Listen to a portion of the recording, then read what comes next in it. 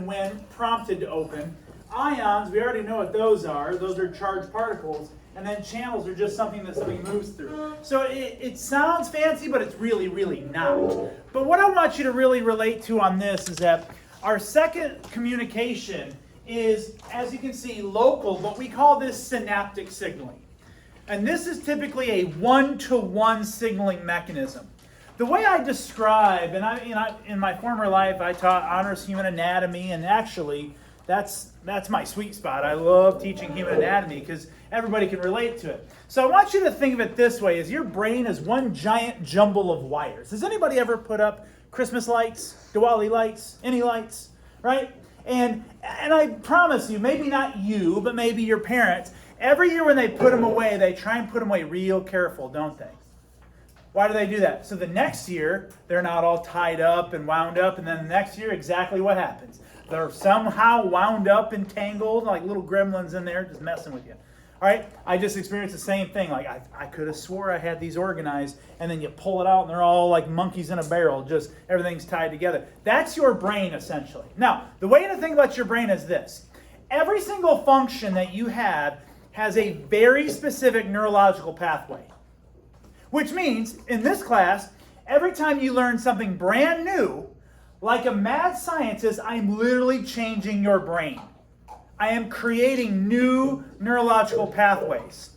Now think of it this way. Every time you drive to school, maybe some of you are driving or riding the bus or walking, don't you pretty much take the same route to school every day? Yeah. About the same time, same route, you see the same people, same, all that. Well, the reason why I bring that up is that what if all of a sudden the road that you normally take to school was closed and you had to take a detour? And now this is before you had GPS and Waze and everything, and you just had to figure out how to get there. Would you get there very efficiently? Probably not. That's how your brain works. You only get good at something through repetition through your neural networks. Not based on volume. This is what I've been trying to tell you about studying. Studying for 3 hours at a time and then bragging about it like, I pulled an all-nighter. That's dumb, all right? Because you're studying for 3 hours, your brain's only going to absorb about 15 to 20 minutes of that. So that's why spread your studying out 15 to 20 to 25 minutes every day or multiple times per day. Then that's how you build neural networks. So I'm going to show you how all of this works, not just from our communication, but from our memory production. So what you're looking at and what you have in front of you is a neuron. This is a differentiated cell, clearly different than those round animal cells that we've been trying to get you away from. So the way I always tell students to think about the neuron is think about it in regards to your overall hand. Your palm is the cell body. Pretty much all the cells that we've been talking about, nucleus, a lot of mitochondria, which I'm going to point out here in a second. So you got a lot of mitochondria, pretty much all the same fixins that all the other cells have. However, what they have there are all these little kind of myofibrils sticking out. These are called dendrites. So when you hold up your hand like this, your fingers are your dendrites. That means they are bringing in neurological signals. And I'm going to show you a video where you're going to see these bouncing off of each other. So this dendrite right here could be bringing in a message from somewhere else. This one, all of these are bringing in messages from different areas. So every time you do something brand new, you're building a new neural network and a neural pathway. And so these are going to start to make those connections. Kind of like pressing two live wires together, they're going to spark a little bit. Kind of what we're trying to do there. Now what you're going to notice is that all of the cytoskeletons, those microfilaments and microfibers, they're all going to kind of bottleneck right at this area called the axon hillock. Now, I don't need you to know that per se, but what the axon hillock is where those fibers start to kind of spiral around each other, and they create what's called the axon. The axon, as you can see, is the neurological message. So once this is activated, it's going to send this one-way direction, only one way. When we look at our neuron signaling, it only goes from dendrites to axons to the axon terminal. That is a one-way street, and it moves at 280 miles per hour. How fast this works. So the axon is just a simple tube that kind of all these messages move through. It's still predicated on cell networks, which I'm going to show you here in a second. But it also, along the axon, you have these structures called Schwann cells. This is known as a myelin sheath. Not all of them, but most of our nerves have myelin sheaths surrounding them. Anybody want to tell me what those do? My AP Psych students? They protect the axon. They protect it, but what else do they do? They speed up, all right? So once a message hits this area where the myelin sheath is, it just goes right through it. Doesn't have to have any movement of ions. So where's the only movement of ions going to occur? At these small exposed areas between those Schwann cells, and we call those nodes of Ranvier. All right? These nodes of Ranvier, this is where your sodium-potassium pump is going to take place. Now, you remember how I told you that I only teach you certain things when it lands, when you can kind of relate it to something? Remember your freshman year when you learned sodium-potassium pump? I'm sure Miss Cochran and Miss Cardinito did a great job of telling you what it is, but did they connect it to anything that you were like, oh, okay, now I see why we need to know sodium-potassium pump? Did they? That's not their fault. Because they didn't teach you this. So I'm waiting to teach you sodium-potassium pump in this moment. So what I'd like you to, we're going to, right now, zoom in on those nodes of Ranvier and show you exactly what is happening. Now this is where we start going back into our ionic balance and our electrochemical gradient. And I'm going to show you a video to really exemplify this. So let's go back to the basics. Whether you're looking at this over here or over here, we've already identified that cells at resting membrane potential, which means no work is really being done. We've already identified that the inside of the cell is negatively charged. That is really important that you remember that, which means the extracellular fluid is going to be positively charged. Now the differentiation here is that you notice that at a resting membrane potential, the inside of the neuron is chock full of potassiums. And then the outside is chock full of those sodiums. Now ordinarily these things can slightly move, so in order to cause any sort of neurological impulse, you have to have a flooding of sodium ions. So when that sodium starts moving in, this is what we call depolarization, right here. So at resting membrane potential, all your sodiums are on the outside, your potassiums are on the inside. The only way to send a neurological message at the nodes of Ranvier, sodium has to flood into that axon. And by doing so, it's changing the electrochemical gradient into a positive environment. And what that's going to do, that is going to trigger a cellular response, right? So why does the sodium-potassium pump play a role here? Do you want to leave it where all the sodiums are inside and all the potassiums are outside? Would that be good to leave it like that? No. If we leave it like that, no work will ever be done. So that's where the sodium-potassium pumps comes into play. We see this playing in live form right here in the nervous system. When all those sodiums flood in to send a message, you got to pump those back out. And that's where you get your sodium-potassium pump. The purpose of that pump is, yes, we could sit here all day and say, how many sodiums, how many potassiums? I could care less about that. All I care about is the fact that you know that the sodiums are going to be pumped back out to repolarize that area and get it back to resting membrane potential to maintain that electrochemical gradient. How many ever had your reflexes tested? You know, they take that little percussion hammer and smack you in the knee with it and your knee kicks up, right? And there's reflexes. Or I could just do this, like that. All right, what'd you do? See, he can't even fight me. Every time I do it, it's a fixed action pattern. But what if I did that? Did your eyes keep blinking every time I did it, or just the first time? Just the first time, right? Because every time I do that, you're going to react, but it takes time for those nerves to repolarize. So I sent you so many messages when I was doing this, and your body was only absorbing one of those. And so what I want to show you how this works is this concept of depolarization, because as we now know, if the sodiums create a positively charged environment and move in, what's going to happen to the inside of the cell? It's going to become positive. So what we need to do is exemplify that with quantitative data. So go ahead and open up to that graph section, if you would, please.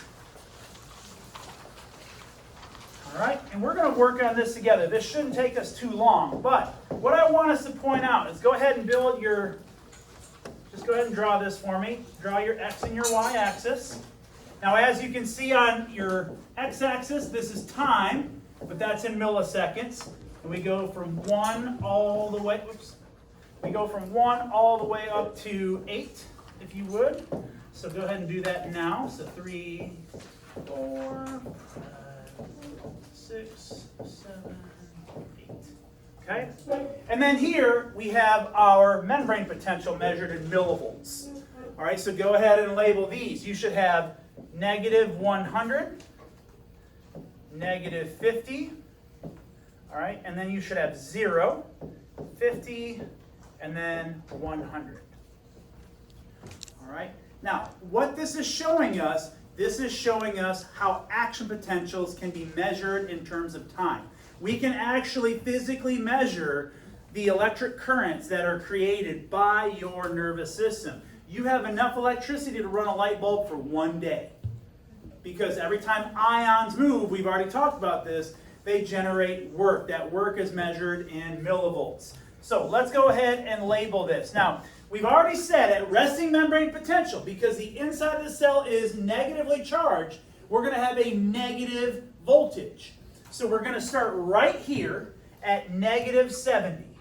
All right, so go ahead and just draw that -70 right there. All right, now, right at about this moment, until about right there. Okay? Now, what you're going to notice here, and before I get too far ahead of myself, let's go ahead and label this section. Where I have -70 right here, we call this our resting membrane potential. Resting membrane potential means nothing is happening.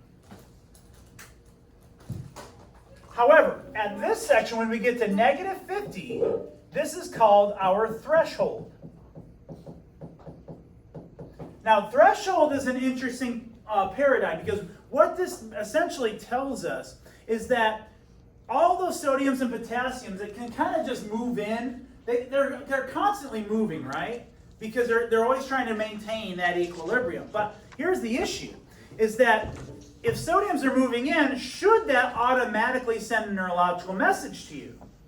Yes or no? No. The only time you want a neurological message moving in is when you have an influx of sodium. So what this threshold is the amount of sodiums that need to be overcome to actually send the message. So once that happens, what we're going to, roughly at about 2.5, oops, wrong color.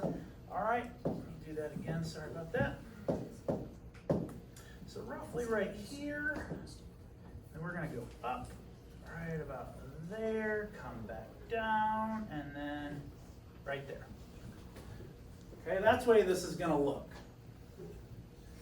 So all this is really showing us, now that we're going to label this, is that once we overcome our threshold, let me give you a good example of threshold. How many of you have ever been bitten by a mosquito? Yeah, we've all have, right? But when you were bit by the mosquito, did you know it was on your skin? No, you had no idea. Why not? Because it wasn't massive enough to create a pressure differential on your skin to send a message. So it didn't overcome the threshold to send you a message. That's how you didn't know. Whereas if a bee or something landed on you, you'd probably know, right? Because it was more massive, creates that pressure differential, overcomes that threshold, and then sends a message. So what is that message? Well, that message is that curve right there. You notice it goes from the -50 up into the positives. So that tells us that right here, your sodium is moving in.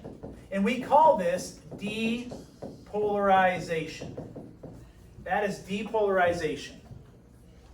But, as we just mentioned, because of the sodium-potassium pump, you don't want those sodiums to stay in there, because if they stay in there, they're just going to keep sending the message over and over and over and over again, which is no bueno. You don't want that. So you want those sodiums pumped back out. So that's why you see this precipitous fall right here. So this tells us that right here, this is our our sodium going out. And we call this repolarization. All right, now what do you need to know about repolarization? Make a note to yourself. no messages can be sent at this time. Just like when I was clapping and trying to make you blink, he only blinked once. He didn't blink as many times as I clapped because his body didn't have time to respond. So right here at this repolarization, your neurons cannot send any messages because all the sodiums are too busy going out before they go back in. Don't worry about this so much, but just to sound smart, we call this hyperpolarization. It's just kind of an overcorrection, if you will, of sodiums and potassiums moving. But then you notice right here, we're back to resting membrane potential. So essentially, all of this takes place from the onset of overcoming the threshold to repolarization. You're looking at essentially about a 2.5 millisecond swing and how fast this moves. I don't know if you have a concept of that timing. This is wicked fast. I mean, 2.5 milliseconds is extremely, extremely quick. Now, can I show you a video to kind of exemplify some of this? Now, I'm just showing you right now, I'm just showing you the primary message. That's all I'm doing right now. All I'm showing you is how this is moved. Envision the neuron, the axon, like a tube of toothpaste. When you squeeze one end and move it, it only moves in one direction. That's what this is right here. This graph is showing you exactly what is happening. All right, so let me go ahead. Everybody got this? We're good? Okay, let me go ahead and show you the video. And we're going to watch this video again when I see you on Thursday as well. All right, so here we go.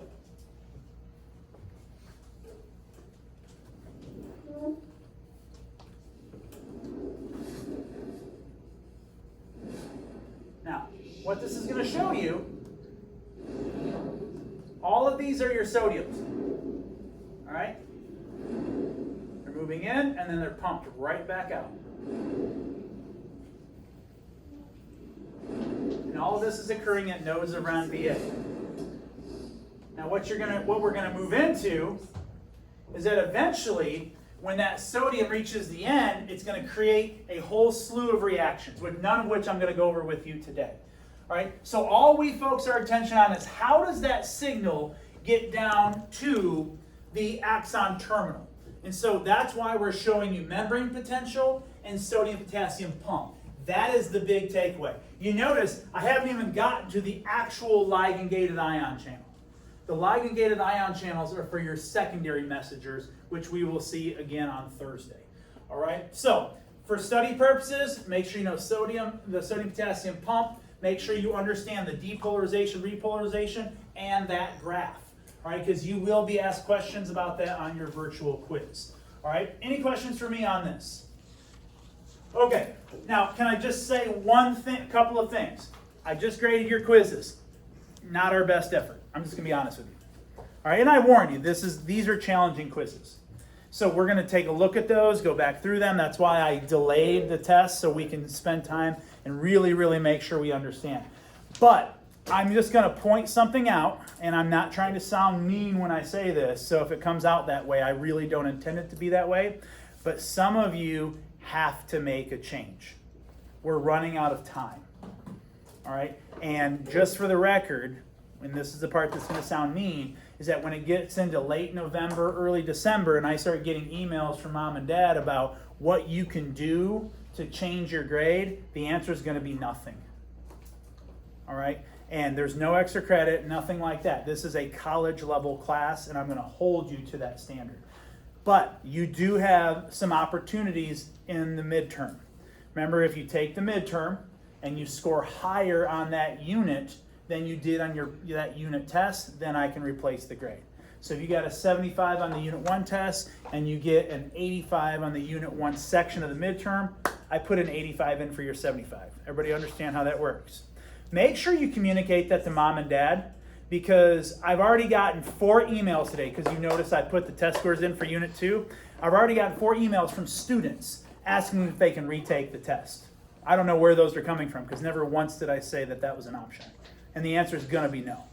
All right? So the answer is no to retakes. We will look at all these things, but you have to start making adjustments in terms of your studying. All right? Because some of you just keep doing the same things over and over again and keep getting the same results. Yes? For the midterm, Yeah, because my logic is this, is that my job is to get you to master things. Now, in my book, mastery is 100, right? If somebody's going to go operate on me, do I want that person to operate on me and find out that he was getting 60s and 70s in medical school? Probably not. No offense, right? I think we can all agree to that. The pilot that's about to fly me to London in a couple of weeks, I want to make sure he's pretty damn good at what he does, right? Are you a good pilot? Sometimes. No, right? You need to be great all the time. So to my measurement, mastery is 100. So if you have progressively learned these things over doing multiple units and you've had time to let it kind of marinate, and then you do better on each individual unit, then yeah, I replace all 4 of those. It's happened, all right? But it's also happened where people don't replace anything at all. So it just depends. Sometimes I replace 1, I can replace 2, I can replace 4, I can replace 0. It's totally up to you. Now, we will go over all those before midterm occurs, but I need to make sure that I'm being crystal clear. Some of you need to make adjustments to your studies because whatever you're doing is simply not working, all right? And you're running out of time. All right, so on that note, we're going to go ahead and start cleaning up. Take a picture of these if you would. All right, and when I see you on Thursday, we will be going over those quizzes that you just took, and then we will continue on with ligand-gated ion channels.